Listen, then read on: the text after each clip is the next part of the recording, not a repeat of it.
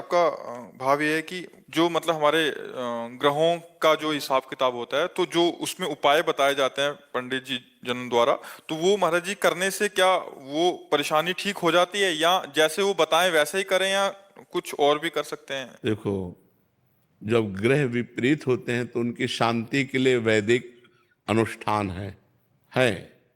वैदिक अनुष्ठानों का अगर हम सांगोपांग ब्राह्मण के द्वारा अनुष्ठान कराएं तो ग्रह नक्षत्र जो हमारे विपरीत होते हैं वो उतना उपद्रव नहीं कर पाते, ये वैदिक सिद्धांत है। लेकिन यदि भगवान की आराधना की जाए तो कुछ नहीं बिगाड़ सकते। जो पे कृष्ण चरण मन अर्पित तो का करी है नवग्रह रंक। ऐसे ही जानकी नाथ सहाय करें तब कौन बिगाड़ सके नर तेरो। शुक्र शनिचर राहु केतु सब क्षण में हुई हैं तेरे चेरो। जानकी नाथ सहाय करे तो कौन सीम की चाप सके को तासु। बड़ रखवार रमापति जासु। यदि भगवान तुम्हारे अनुकूल हैं और शनिचर 7.5 है तो कुछ नहीं बिगड़ने वाला, मंगल ही मंगल होगा। अगर भगवान का भजन नहीं करते, मनमानी गंदे आचरण करते हो, तो थोड़ा अनुष्ठान कराने से थोड़ा तो शांत होगा, लेकिन वो फिर वो अपनी कला में तुम्हें फंसाकर नष्ट करेगा। इसलिए हमें लगता है कि जो वैदिक अनुष्ठान करवा सके तो करवा ले, नहीं भगवान का नाम लेकर के, भगवान का आश्रय लेकर हर ग्रहों को शांत किया जा सकता है। खूब नाम जप करो, हर ग्रह शांत हो जाएंगे, अपने आप शांत हो जाएंगे। कह रहे कि बड़ा वो चिंतन, जैसे कुछ भी परेशानी आती है तो ऐसा लगा 7.5 ही आ गया। नहीं नहीं ऐसा अच्छा ये बताओ, जिसके ग्रह नक्षत्र विपरीत नहीं होते उसको समस्या नहीं मिलती क्या?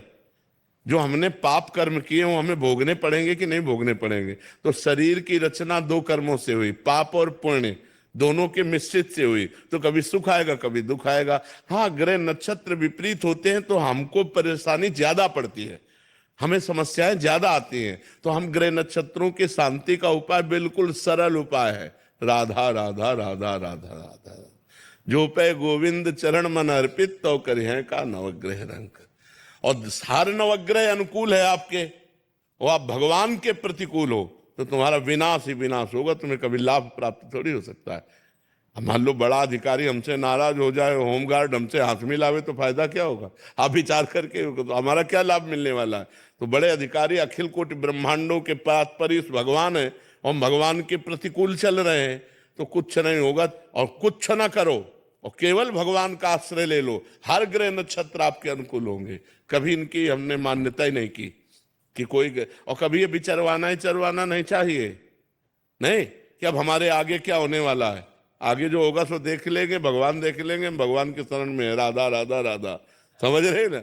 ये आज की समस्या में तो हम परेशान है, आगे की समस्या और हम मोल ले कि आगे क्या होने वाला है। अरे ब्रह्मा जी ने जो हमारे भाग्य में लिख दिया उसे कोई मिटा नहीं सकता, बात समझना। जो विधना ने लिख दिया, छठी राव के अंक राय घटे न तिल बढ़े, राई घटे न तिल बढ़े, रहुरे जीव निशंक। एकदम निर्भय रहो और भगवान का भरोसा रखो, सब जगह ठीक हो जाएगा। महाबलवान रावण था, भगवान से विमुख होकर शनि को बांध दिया था, अपने काबू में किए हुए था, समस्त ग्रह नक्षत्र देवी देवता सब। लेकिन क्या हुआ अंत में? क्या हुआ? उसकी खोपड़ियों को जैसे कोई फुटबॉल मारता है ना, ऐसे बंदर लात मारते थे। तो वो मंदोदरी जी ने कहा, राम विमुख अस हाल तुम्हारा।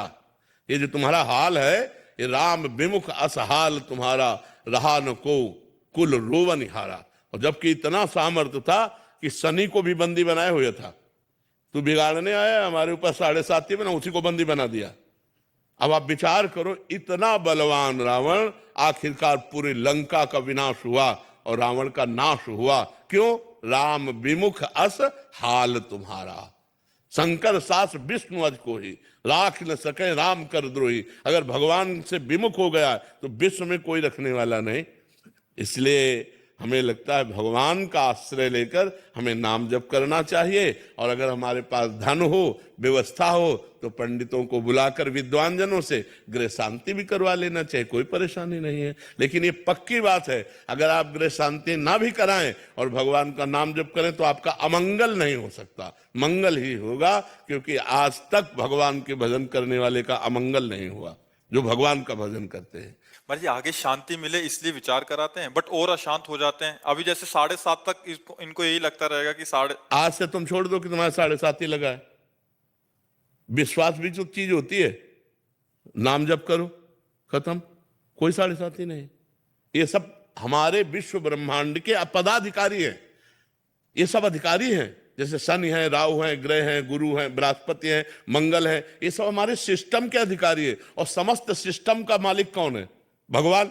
और हम भगवान की शरण में, तो सिस्टम हमारे अनुकूल होगा कि प्रतिकूल? सब सिस्टम अनुकूल होगा, सब अनुकूल हो जाएगा। मंगल भवन अमंगल हारी। तो इसलिए आप लोग समझिए इस बात को। एक आदमी घोड़े की नाल की अंगूठी पहने था, लोहे की। हाँ, हमने कहा, तो उसने कहा ये छल्ला इसलिए धारण किए हैं कि हमारे ऊपर शनि का है प्रकोप है, तो प्रकोप नहीं होगा।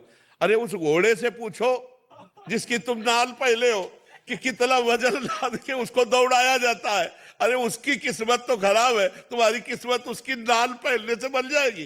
पूरी नाल ठोकी हुई है और उसकी किस्मत नहीं बदल रही है, तो तुम्हारी अरे राम राम जपो, राधा राधा जपो, कृष्ण कृष्ण जपो, तुम्हारा मंगल होगा। भाव कुभाव अनख आलस हो, नाम जपत मंगल दिस दसो। इस बात पर विश्वास करो। तो आप भैया निश्चिंत रहो, खूब नाम जप करो। और होई है सोई जो राम रचि राखा, को कर तर्क बढ़ावे। ये कुछ नहीं बिगाड़ सकते।